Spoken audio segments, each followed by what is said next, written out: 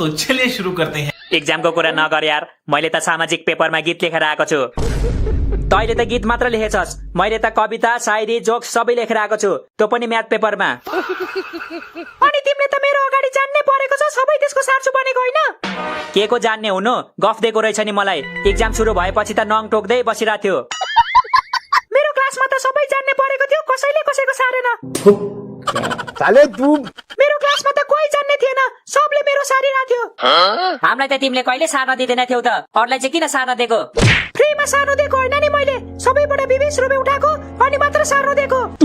तिमी त एक्जाम दिनु गएको थियौ कि बिजनेस गर्नु गएको थियौ हौ? खतरा पैसा कमाइछौ त। एक्जाम त जसो तसो दिइयो, अब रिजल्ट पो कस्तो हुने हो यार? कस्तो हुन्छ र? जस्तो लेखेको छ त्यस्तै हुन्छ नि। टमाटर रोपेर स्याउको अपेक्षा गर्नु भएन क्यारे? जे हुन्छ देखा जाएगा के, छोड्दै यो कुरा नगर। अनि के कुरा गर्नु त हजुर? हजुरले नै भनी बक्सोस् न त।